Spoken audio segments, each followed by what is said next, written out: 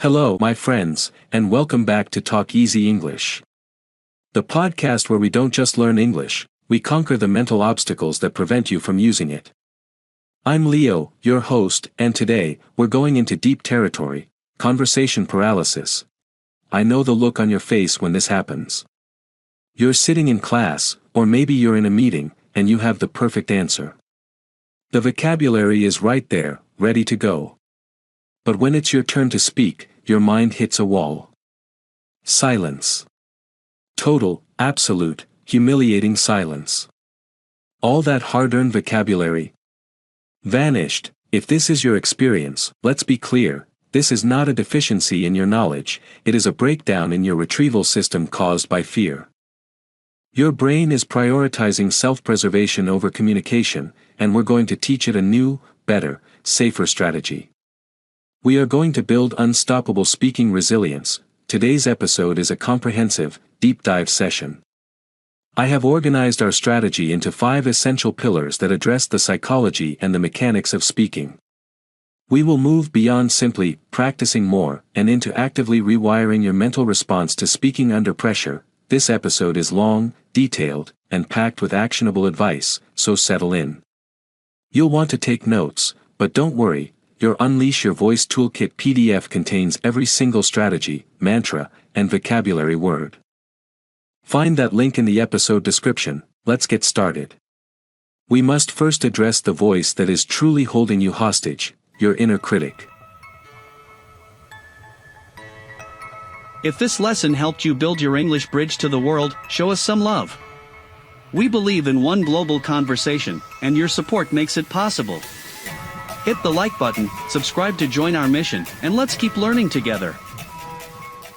Our first pillar is the deliberate imperfection principle. Why do we freeze? Because we hold ourselves to an impossibly high standard. The subconscious rule is, if I cannot speak perfectly, I must not speak at all.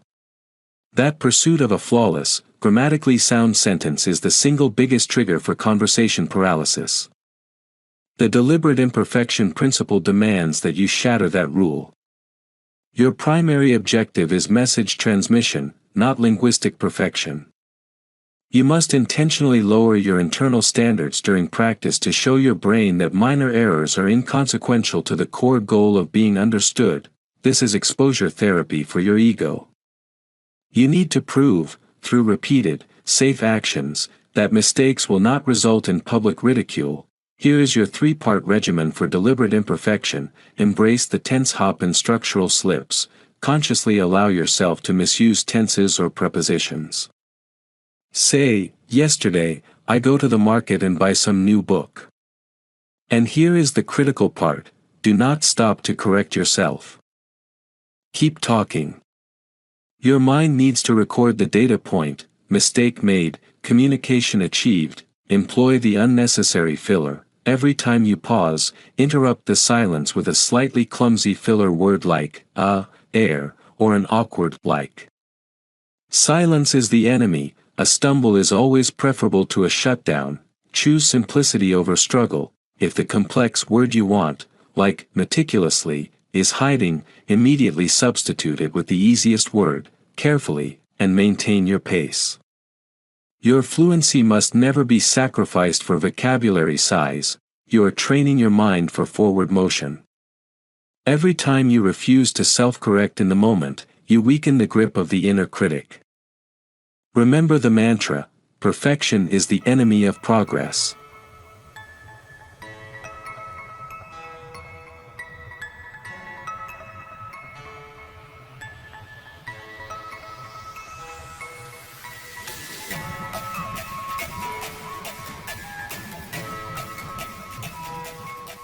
Focus on being understood. Pillar 2, the architecture of the anchor and buffer. The greatest source of rising panic is the perception of a long, empty silence. Those seconds feel like hours, and the panic escalates exponentially. We must replace that silence with what I call anchors and buffers. They are conversational architecture, buying you the crucial mental time needed to retrieve the words that are momentarily inaccessible. A strong anchor is a full phrase used to start a response. It signals to the listener that you are engaged and thinking, not frozen. It buys you 2 to 3 seconds of silent preparation time. Memorize these anchors and have them ready. That's a very interesting question. A professional stall tactic. Let me just gather my thoughts for a second. Honest, but polite. I haven't thought about that before, but. The ultimate time buyer. Well, there are 2 ways to look at that. Sets up a structure, giving you time to formulate one way. Now for buffers, fillers. These are the microwords that native speakers use incessantly to fill the tiny gaps within a sentence. They are the lubricant of spontaneous speech. Practice these until they are involuntary, like, you know, I mean, and, sort of / kind of. The moment you feel the block, deploy a buffer. It gives your brain the tiny cognitive boost needed to find the next item. The difference between saying, I don't remember the word. And, I went to the store, I mean, the small one near the bank, you know, is the difference between paralysis and flow.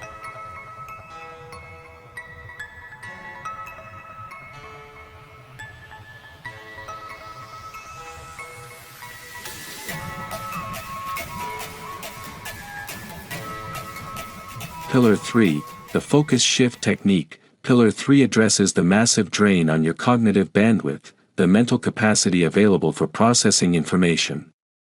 When you are speaking, 90% of your energy is dedicated to self-monitoring. Did I sound right? Was my pronunciation off? Are they judging me?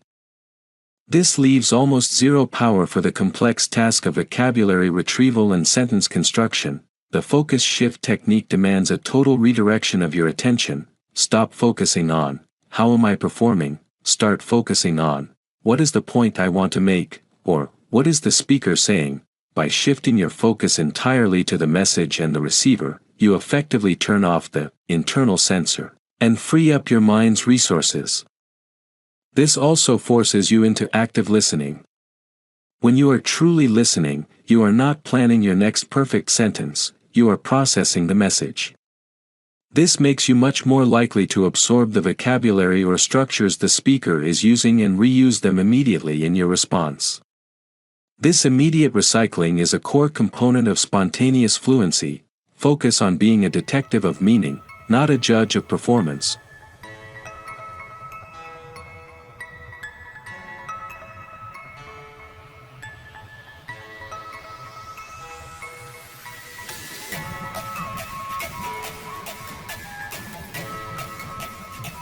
Pillar 4, the positive self-talk rehearsal. Conversation paralysis is rooted in the anticipation of failure.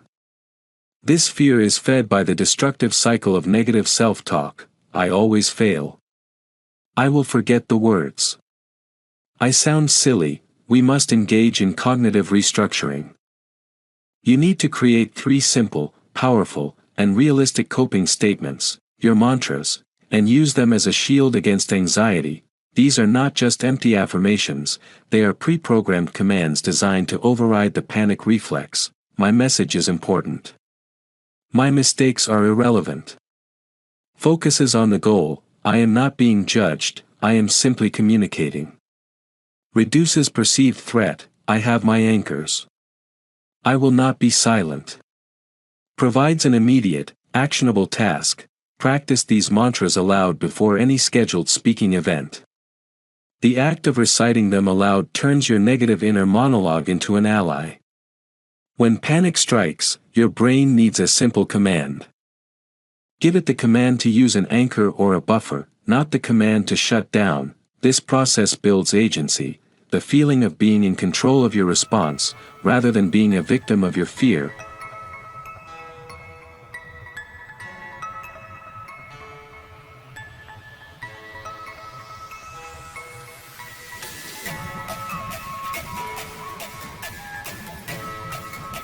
Pillar 5, forced production drills. Under duress, we must train the physical and mental systems to work together, even when stressed. These forced production drills compel your brain to retrieve and articulate language under duress. Drill 1, the shadowing technique. Listen and simultaneously repeat every word of an audio file. This forces mind-mouth coordination and bypasses the brain's overthinking center. Your goal is speed, not accuracy. Drill 2, the 90 seconds non-stop routine. Choose a random topic and must speak about it for exactly 90 seconds. The only rule, no pausing for corrections. Use your buffers and simplify vocabulary, but maintain the flow of sound. This is your core speaking endurance exercise. Drill 3, the object explanation game. Describe a random object for 1 minute as if to an alien. This builds spontaneous production and descriptive fluency. Before we wrap up, let's revisit 5 of the key, more advanced words we've used today to make sure they stick. Exponentially, adverb, increasing more and more rapidly. The panic escalates exponentially when I fall silent. Inconsequential, adjective, not important or significant. Your small grammatical errors are inconsequential to the message. Cognitive bandwidth, noun phrase, the amount of mental capacity available for processing information. Self-monitoring consumes all your cognitive bandwidth. Agency, noun, the capacity of a person to act independently and make free choices. Positive self-talk gives me agency over my fear. Eradicate, verb, to destroy completely, put an end to something. We must work systematically to eradicate the fear. Collaborative QA, a learner's perspective. I often get questions about managing high-stakes situations, like talking to a boss or a professor. To give you a learner's perspective on this real-world challenge, I've asked our occasional contributor, Chloe, to join us for a quick moment. Hi, Leo, and hi everyone. It's so true. I manage fine with friends, but the moment I have to speak to a superior, my carefully constructed sentences disintegrate. That's the paralysis at its worst. It's an institutional threat to your brain. Chloe, what is one piece of advice from these pillars that you find most immediately useful for that high-stakes scenario? For me, it's a combination of Pillar 2, the anchor, and Pillar 4, the self-talk mantra. Before the meeting, I repeat, my message matters more than my mistakes. And if I freeze, I immediately deploy. That's a very interesting question. It buys me 3 seconds and prevents the panic spiral. It gives me a feeling of being a professional thinker, not a failed speaker. That is perfect advice. That combination of mental preparation and an immediate, practical tool is the formula for success. Thank you for that insight. My pleasure, Leo. If this lesson helped you build your English bridge to the world, show us some love.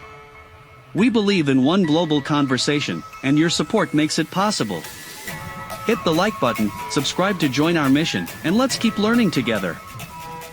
That feeling of being a professional thinker is key, my friends. You are intelligent people trying to navigate a challenging linguistic situation. Give yourselves the tools to succeed. Conclusion. The final leap. We've built a comprehensive plan today: deliberate imperfection, anchors, focus shift, self-talk, and forced production. The biggest takeaway is this: fluency is built on resilience, not perfection. Your sole mission is to convince your brain that speaking is safe, even when it's wrong, when the mental block hits. Remember your pre-programmed command: use an anchor. Say, "Let me just gather my thoughts." That moment of bought time is your greatest weapon against silence. I'm Leo, and this is Talk Easy English. Until the next episode, keep practicing, keep believing in yourself, and most importantly, keep speaking.